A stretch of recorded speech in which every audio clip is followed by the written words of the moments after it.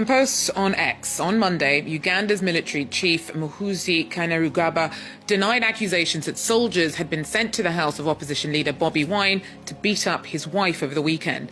Now, Wine's been in hiding since disputing the outcome of mid-January elections that returned President Yoweri Museveni for a 7th term.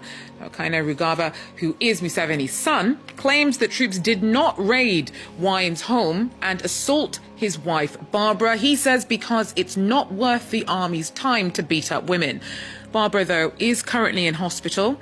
She recorded the intruders on her phone and says that they forced their way into her home, choked her, mocked her, assaulted staff and demanded she tell them where to find her husband. So when he hit me, he pulled me down and sat me down. Then he pushed my head and I went down and they sat on me. I could feel 4 bodies seated on me.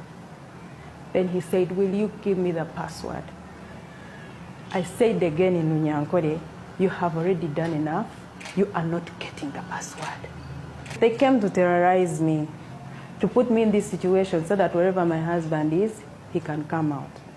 I want to encourage him to stay wherever he is. I am okay. I can take care of myself.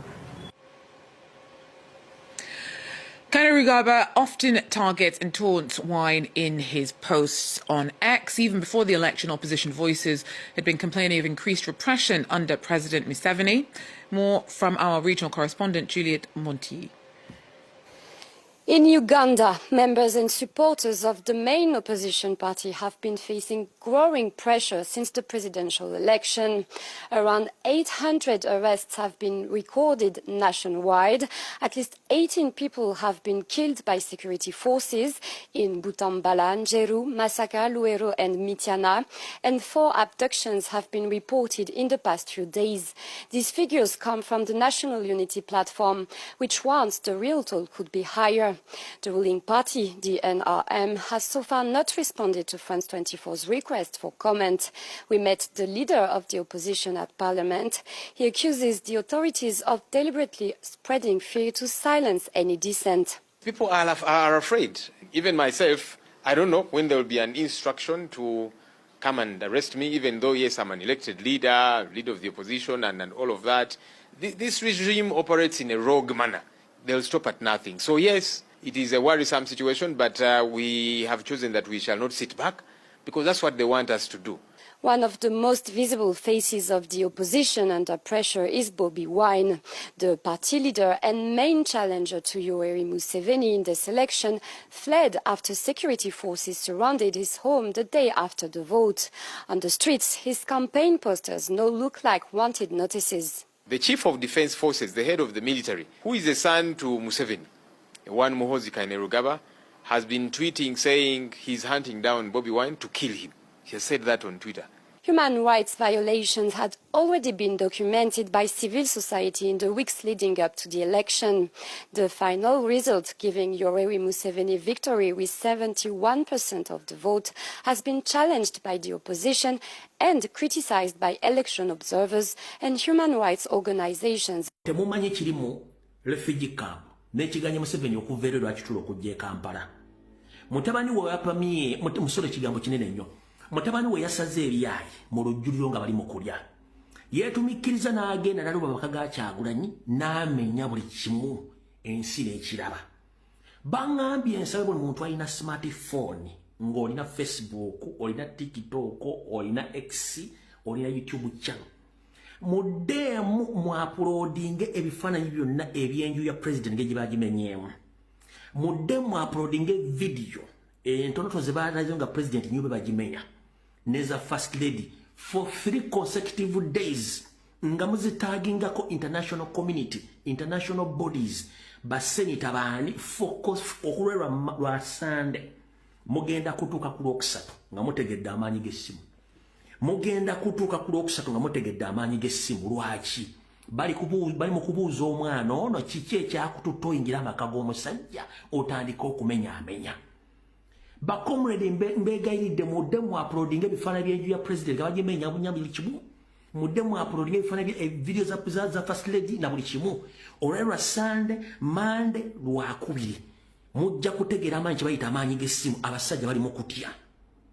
kino mukikola mbalalira ku Lwokusatu aba NRM bagenda kuba batandika okkondeminga ebikolwa bya Muhoozi bannaddiini Museveni babadde akozesa bagenda okutandika okuvaayo batandika okupulidinga peace kino nze nkibagambye okusinziira ku labosesi zange temwewunyanga bannaddiini Museveni babadde akozesa batandise okupulidinga ne public nga basaba peace temwewunyanga ba NRM benyini bavudde publicly nga bakola ki nga bapulidinga ne peace mu Uganda kino nkikugamba mmwe bali bamulabyeko bano abagwagwa abatana abana maaso abalumba first lady n'abalumba Solomon mbaleke munsa abantu bazaana bakola loosi nakugamba nti bw'ozaala abaana mubeeramu ebyana n'agaana kati buli muntu akoze video nga mokinga first lady ne first son Solomon Kampala mubaleka babeeramu waba tunakyo tuta few moments later time yawe egenda kujja they will answer videos za muzi downloading muziteke mu archive zibereyo tujja time bagenda tuka nga teri kibayita apology no nga teri kibayita apology tit for tat nga wakola video ngo mokinga first lady ngo mokinga Bobi Wine tit for tat ojja kuba okisasulira kati banengenda bagamba mwenda ba blog ba national platform bakyalina ompeka emera mudde muri uploading video ezo muziteke ku mutimbagano kino kibakuba ekyamuwanga kivumbi kibakuba ekyamuwanga kivumbi kibakuba oba oyagala okumanya nti kibakuba kati kandi kuvire ku ntono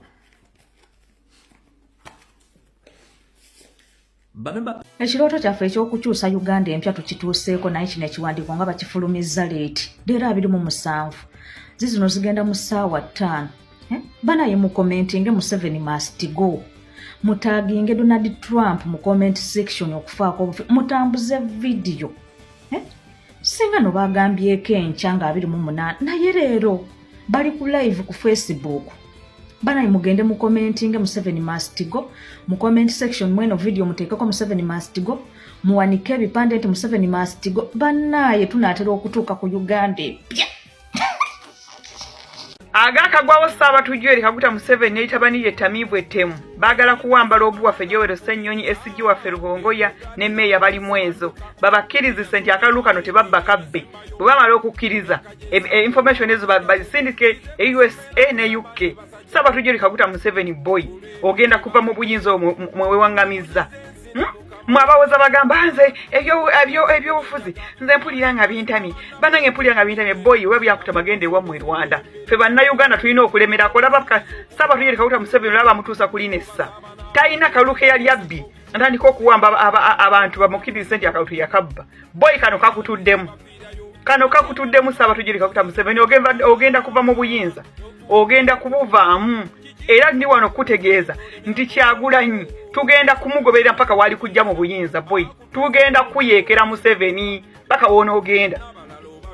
bw'onoogenda ojja kuvaamu ekisajja kino ekitemu mwawambye muwanga kivumbi mwamutaddeko gwa kutujju Ssaabatuuze Kaguta Museveni kiki naye ofaaki ne bannayuganda ofaaki n'abantu bannange banaye musaasire abantu abaafa musaasire Idi Amini musaasire Obote abantu abo baafa naye jjukira Museveni yabawaayiriza naye nga tebasobola kuzza mayiti zaabwe nti beewolerezeeko ekisajja kino kyekisajja ekitemu okuva mu myaka emikadde mpaka kati